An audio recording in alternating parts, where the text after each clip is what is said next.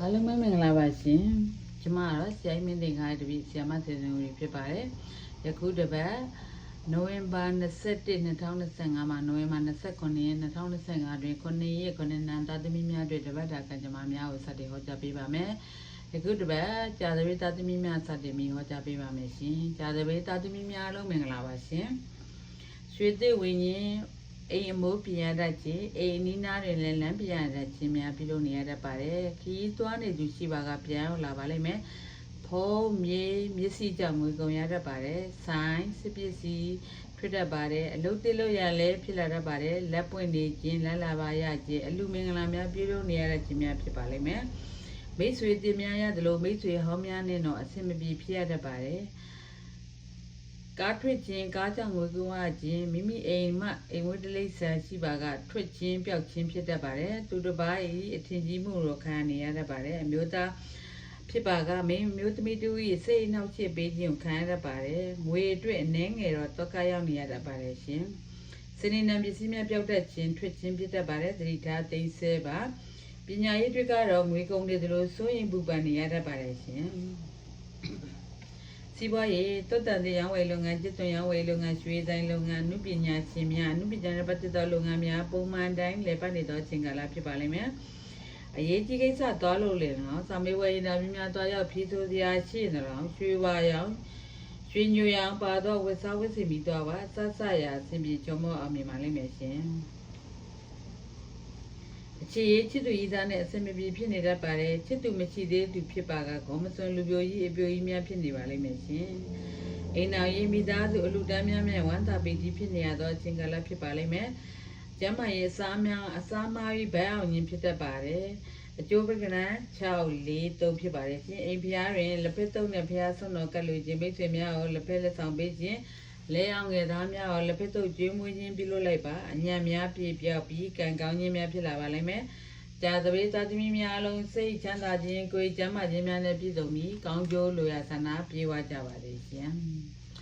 တောက်ကြသားသမီးများအလုံးမင်္ဂလာပါရှင်နိုဝင်ဘာ21 2025မှာနိုဝင်ဘာ29ရက်2025တွင်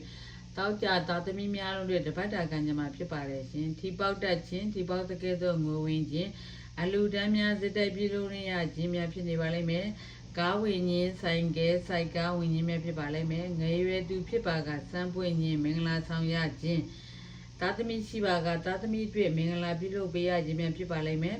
ဝေဝင်သလိုချင်းနှချောင်းတတ်တော်လဲဝိညာဉ်เจ้าမြေနာများဝိညာဉ်ဖြစ်ပါလိမ့်မယ်အလုတ်တင်စိတ်နှောက်ရှက်တော့အနှဲငယ်တွေ့ရပါလိမ့်မယ်အထစ်လူဆရာသမားကြောင့်ဖြစ်ရတတ်ပါတယ်လူမျိုးကြားဘာသာကြားများအကူအညီမှုလဲရတတ်ပါတယ်ခရီးလဲထွေးရပါလိမ့်မယ်ရှင်ရွှေမျိုးများကိုလည်းအကူအညီထောက်ပံ့များပေးရပါလိမ့်မယ်ပညာရေးနဲ့ပတ်သက်တဲ့တော့နည်းငယ်ခေခွဲရှိနေပါလိမ့်မယ်စီးပွားရေးကားလုပ်ငန်းကြောင်းမြင့်နာရောင်းဝယ်လုပ်ငန်းရာသီကုန်တီးနှံရောင်းဝယ်လုပ်ငန်းစားတောက်ဆိုင်အရောင်းဝယ်ကောင်းမွန်နေသောအချိန်ကာလဖြစ်ပါလိမ့်မယ်အရေးကြီးကိစ္စသွားလို့လေနော်ဆောင်းမေးဝယ်နာပြီးများသွားရောက်ဖြည့်ဆို့စရာရှိနေတော့ဆင်းရောင်ပါတော့ဝယ်စားဝယ်စင်ပြီးသွားပါအစားစရာစင်ပြေချောမအောင်မြင်ပါလိမ့်မယ်ရှင်အချစ်ရေးစားကောင်းနေသောကြောင့်ချစ်သူများရွေးရခင့်အောင်ရွေးရခင့်နေအောင်ဖြစ်နေပါလိမ့်မယ်အိမ်တော်ရေးစိတ်ချမ်းသာခြင်းကိုကျမ်းမာခြင်းနဲ့ပြည့်စုံနေသောအချိန်ကာလဖြစ်ပါလိမ့်မယ်ကျမ်းမာရေးအကျိုးများနာကျင်ကြခင်းနေတတ်ပါတယ်အကျိုးပေးကဏ္ဍ9-6ဖြစ်ပါတယ်ရှင်ရရအိမ်ဖျားတွင်ကိမ့်မုံကက်လူစုတော်ခြင်းမိတ်ဆွေများကိုကိမ့်မုံလက်ဆောင်ပေးခြင်းလဲအောင်ငယ်သားများကိုကိမ့်မုံကျွေးမွေးခြင်းပြုလုပ်လိုက်ပါအညံ့များပြေပြောက်ပြီးကံကောင်းခြင်းများဖြစ်လာပါလိမ့်မယ်တောက်ကြသားသမီးများအလုံးစိတ်ချမ်းသာခြင်းကိုယ်ကျမ်းမာခြင်းများနဲ့ပြည့်စုံပြီးကောင်းကျိုးလိုရာဆန္ဒပြေဝကြပါစေရှင်စနေသားသမီးများအလုံးမင်္ဂလာပါရှင်နိုဝင်ဘာ21 2025မှာနိုဝင်ဘာ29ရက်2025တွင်စနေသားသမီးများအလုံးတို့တပတ်တာကံကြမ္မာဖြစ်ပါတယ်စိတ်ပင်မလူပင်မဖြစ်နေပါလိမ့်မယ်အလုပ်တွေအပိုလိုများလုပ်နေရတတ်ပါတယ်လူမျိုးသားဘာသာကြားများ၏ကူညီမှုရခြင်းနိုင်ငံခြားနဲ့ပတ်သက်သောကိစ္စများတော့ဆောင်ရွက်နေရပါလိမ့်မယ်ငွေဝင်သလောက်ငွေကုန်များနေပါလိမ့်မယ်စာရွက်စာတမ်းကိစ္စစာချုပ်လက်မှတ်ထိုးခြင်းကိစ္စများရှိနေပါလိမ့်မယ်လူလင်ခံရတတ်ခြင်းလူခံရတတ်ခြင်းဖြစ်တတ်ပါတယ်အသွာလာသတိထားပါဒီကုကာလတွေမိသူ့ကိုမြယုံပြည့်ဝယုံကြည်မှုမရှိတဲ့သောအချိန်ကာလဖြစ်ပါတယ်ရှင်အလုပ်တွင်လည်းဆွဆွဲခံရတတ်ခြင်းအစစ်ဆေးခံရတတ်ခြင်းများဖြစ်လာတတ်ပါတယ် သုတ္တန်တဲ့နဲ့ပတ်သက်ပြီးစကားများတတ်ခြင်းအထူးကြီးဆရာသမားများနဲ့အစမပြေဖြစ်ခြင်းများဖြစ်တတ်ပါတယ်ရှင်ပညာရေးနဲ့ပတ်သက်ရင်တော့အောင်မြင်မှုများရခြင်းပညာရေးနဲ့ပတ်သက်ပြီးသတင်းကောင်းများကြားခြင်းများရှိနေပါတယ်စီးပွားရေးထက်လေးထိဖက်နာရေးကွန်ပျူတာဖုန်းရောင်းဝယ်လုပ်ငန်းများပွဲစားမျိုးမျိုးမုံမျိုးစုံရောင်းဝယ်လုပ်ငန်းထိုးလုပ်ငန်းများတော့ရောင်းဝယ်နေသောချိန်ကာလဖြစ်ပါလိမ့်မယ်ရေးကြီးကိစ္စသွားလို့လည်း၎င်းစာမေးဝဲတာမြများသွားရောက်ဖြေဆိုစရာရှိရင်တော့၎င်းအနီရောင်ပါသောဝစ်စားဝစ်စီမီတော့ပါဆဆရာစင်ပြေချောမောအောင်မြင်ပါလိမ့်မယ်ရှင်ချစ်သူနဲ့ပုံမှန်တိုင်းစစ်တွေမပြတ်ဖြစ်နေပါလိမ့်မယ်အိမ်အောင်ရေးအဝေးတက်နီးတကြည်ဆိုလိုခွဲခွာနေရတတ်ပါတယ်ရှင်ကျမရေးတွေးပေါင်ကြတတ်ပါတယ်အကျိုးပေးကဏ္ဍခွန်5ရှိဖြစ်ပါတယ်အိမ်ဖျားမှာမုံဖိတုကတ်လို့ဆိုကြစုတောင်းညင်မိတ်ဆွေများအောင်မုံဖိတုလက်ဆောင်ပေးခြင်းလျောင်းငယ်သားများအောင်မုံဖိတုကျွေးမွေးခြင်းပြုလုပ်လိုက်ပါညံများပြေပြောက်ပြီးကံကောင်းခြင်းများဖြစ်လာပါလိမ့်မယ်စနေသားသမီးများအလုံးစိတ်ချမ်းသာခြင်းကိုယ်ကျမ်းမာခြင်းများနဲ့ပြည့်စုံကြပါစေရှင်တနင်္ဂနွေသားသမီးများအလုံးမင်္ဂလာပါရှင်နိုဝင်ဘာ21 2025မှာနိုဝင်ဘာ29ရက်2025တွင်တနင်္ဂနွေသားသမီးများအလုံးတွေတပတ်တာကံကြမ္မာဖြစ်ပါတယ်ရှင်အလုပ်တေးလုံးရန်ဖြစ်လာတတ်ပါတယ်အိမ်ပြင်စရာများလည်းရှိနေတတ်ပါတယ်လုပ်ငန်းအဟောင်းတွေလည်းတိုးတက်မှုများရှိနေပါလိမ့်မယ်လူငယ်ဖြစ်ပါကစားကောင်းပြီးအိမ်အောင်ကြကိန်းရှိပါတယ်လူများရဲ့ထင်ကြီးမှုလည်းခံရတတ်ပါတယ်အဝေးရောက်နေသောရွှေမျိုးများပြန်လည်ရောက်လာကြခြင်းပြန်လည်ရောက်လာတတ်ခြင်းသို့မဟုတ်ဧည့်သည်များရောက်လာတတ်ခြင်းဖြစ်ပါလိမ့်မယ်ရွှေဝင်းရင်ဘာသာရေးနဲ့ပတ်သက်သောပစ္စည်းများပုံဖျားပုံတော်များရောက်လာတတ်ပါတယ်မြေရှိကထွတ်တတ်ပါတယ်ဆိုင်ကယ်စိုက်ကားကားကြောင့်ငွေကုန်စရာများပြည့်လာတတ်ပါတယ်စစ်ပစ္စည်းလျှက်စစ်နဲ့ပတ်သက်သောကိပစ္စည်းများအမှုပညာနဲ့ပတ်သက်သောပစ္စည်းများကြောင့်ငွေကုန်ရခြင်းသို့မဟုတ်ပျောက်တတ်ခြင်းဖြစ်တတ်ပါတယ်လူမျိုးသားဘာသာကြားများနဲ့အစမပြေခြင်းဖြစ်နေခြင်းနိုင်ငံခြားကိစ္စများကြောင့်စိတ်နှောက်ရှက်များတွေ့ရခြင်းဖြစ်တတ်ပါတယ်ရှင်ပညာရေးတွေကတော့90%လောက်ပဲဖြစ်ပြီးအကောင့်ဆိုးတွင်တွဲနေသောအချိန်ကာလဖြစ်ပါတယ်စီးပွားရေးဟိုတယ်နဲ့ခီးသွွားရေးလုပ်ငန်းကုသရေးရောင်းဝယ်လုပ်ငန်းစကားပြလုပ်ငန်းမုံမျိုးစုံရောင်းဝယ်လုပ်ငန်းပွဲစားမျိုးမျိုးပုံမှန်တိုင်းလည်ပတ်နေသောအချိန်ကာလဖြစ်ပါတယ်အရေးကြီးကိစ္စသွားလို့လေနော်စာမေးပွဲအင်တာဗျူးများသွားရောက်ဖြေဆိုစရာရှိတော့နေပြရောင်ဝက်စားဝက်စီမီသွားပါဆဆအဆင်ပြေချောမအောင်မြင်ပါလိမ့်မယ်ရှင်အခြေရေးချစ်သူကြီးသစ္စာပေါက်ခြင်းခံရတတ်ပါတယ်အိမ်အောင်ရေးအိမ်အောင်ရှိများစမ်းပွင့်နေသောကြောင့်သတိထားပါအိမ်အောင်ရေးပြဿနာများဖြစ်တတ်ပါတယ်ရှင်ကျမရေးစာရင်ကျင်ပေါက်တတ်ပါတယ်အကျိုးပေးကဏ္ဍ6.5ဖြစ်ပါတယ်ရေရီယာအိမ်ပြားမှာအုံးသီးစိတ်6စိတ်ကလူစုတောင်းခြင်းမိတ်ဆွေများအုံးသီးလက်ဆောင်ပေးခြင်းလျောင်းငယ်သားများအုံးသီးကျွေးမွေးခြင်းပြုလုပ်လိုက်ပါအညံများပြေပြောက်ပြီးကံကောင်းခြင်းများဖြစ်လာပါလိမ့်မယ်တနင်္ဂနွေသားသမီးများအလုံးစိတ်ချမ်းသာခြင်းကိုယ်ကျမ်းမာခြင်းများနဲ့ပြည့်စုံပြီး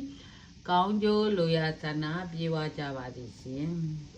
တနင်္လာသားသမီးများအလုံးမင်္ဂလာပါရှင်နိုဝင်ဘာ21 2025မှာနိုဝင်ဘာ29ရက်2025တွင်တနင်္လာသားသမီးများလုံးတဲ့တပတ်တာကံကြမ္မာဖြစ်ပါတယ်စိန်တယ်ပစ္စည်းဝิญဉ်စစ်ပစ္စည်းဝิญဉ်ဆိုင်ကမ်းများဝิญဉ်ရှိလာတတ်ပါတယ်လုံသမျှငွေဝင်သလောက်အဖတ်မတင်သောအချိန်ကာလဖြစ်နေတတ်ပါတယ်စိတ်တိုင်းမကြစရာများဘာအလိုမကျမှန်းမသိဖြစ်နေတတ်ပါတယ်ကားကြောင့်ငွေကုန်စရာများရှိသလိုအိမ်မွေးတိလိษံကြောင့်လည်းငွေကုန်နေရတတ်ပါတယ်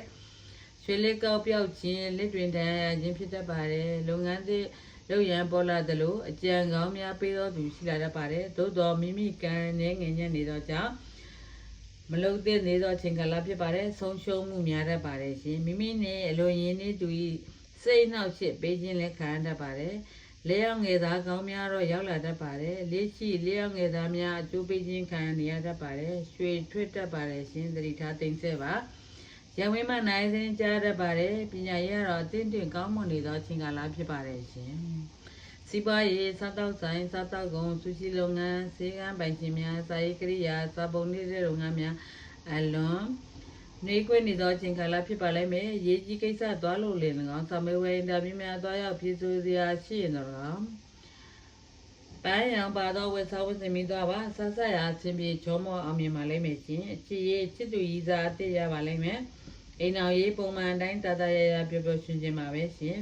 ကျမရေးမျက်စိကြိုက်ခြင်းမျက်စိအောင်ခြင်းခေါင်းကြိုက်ခြင်းဖြစ်နေတတ်ပါတယ်ကျိုးပေးကနန်း3-1ခွန်ဖြစ်ပါတယ်ရှင် ရရအိမ်ဖျားမှာအုံနမင်းကလူစတော်ညီမိတ်ဆွေများကိုအုံနမင်းကျွေးမွေးခြင်းလျောင်းငယ်သားများကိုအုံနမင်းကျွေးမွေးခြင်းပြုလုပ်လိုက်ပါအညံများပြေပြောက်ပြီးကံကောင်းခြင်းများဖြစ်လာပါလိမ့်မယ်တနင်္လာသားသမီးများအလုံးစိတ်ချမ်းသာခြင်းကိုယ်ကျမ်းမာခြင်းများနဲ့ပြည့်စုံပြီးကောင်းကျိုးလိုရာဆန္ဒပြေဝကြပါစေရှင်အင်္ဂါသားသမီးများအလုံးမင်္ဂလာပါရှင်နိုဝင်ဘာ21 2025မှာနိုဝင်ဘာ29 2025အတွင်းအင်္ဂါသားသမီးများအလုံးတွေတပတ်တာကံကြမ္မာဖြစ်ပါတယ်စမ်းနဲ့စုပ်အပြင်အကောင်းနေသောအချိန်ကာလဖြစ်ပါတယ်လုပ်ငန်းသစ်များလုပ်ရန်လည်းပေါ်လာသလိုပျော်ရွှင်သောခီးသွွားရန်လည်းဖြစ်လာတတ်ပါတယ်မိမိကိုယ်ွယ်ရာဘာသာမှဘာသာရေးအထူးလုပ်ရန်လိုအပ်ပါတယ်ရှင်စီးပွားရေးအလွန်တင့်နေသောကြောင့်ဖြစ်ပါတယ်ငွေများစွာဝင်မာလိုက်မယ်အလူမင်္ဂလာများလည်းပြုလုပ်ရတတ်ပါတယ်အလုပ်အိမ်နေရာပြောင်းရွှေ့ရလည်းဖြစ်လာပါတယ်ဘာသာရေးမလုပ်လင်တော့အပြည့်အစည်းများတတ်ပါတယ်ဒီထို့ကြောင့်ဘာသာရေးမိမိကိုယ်ွယ်ရာဘာသာမှဘာသာရေးထူးလို့ဖို့လိုအပ်ပါတယ်အိမ်အောင်ပြိဘောအိမ်အောင်ရှိသူဖြစ်ပါကအိမ်အောင်ဘစ်အပေါ်သစ္စာရှိရန်လိုအပ်တယ်လို့ပျော်ပွဲရှင်မွေးများသွားပေးပါမိသားစုရုပ်ရှင်ကြည့်ခြင်းအားကစားခွင့်များသွားခြင်းများနဲ့အချိန်ပြိုးအန်ချင်းပြုလုပ်ပေးပါကားတက်လေလဲရတတ်ပါတယ်ရွှေလက်ကဝိညာဉ်သာသမီရခြင်းခြေနှချောင်းတတ္တဝါများဝိညာဉ်ဖြစ်လာတတ်ပါတယ်ပညာရေးကံကတော့ငွေကုန်များပြီးအဆင်မပြေဖြစ်နေတတ်ပါတယ်ရှင်စီးပွားရေးအလားပြင်းဆိုင်အလားကိုအမှုပညာလုပ်ငန်းဗကြီးဆွဲသောလုပ်ငန်းကားလုပ်ငန်းငွေလွှဲလုပ်ငန်းများအောင်မြင်နေသောအချိန်ကာလဖြစ်ပါလိမ့်မယ်အရေးကြီးကိစ္စသွားလို့လင်ကောင်တောင်မေဝရတာများသွားရောက်ဖြည့်ဆို့စရာရှိရင်တော့ကောင်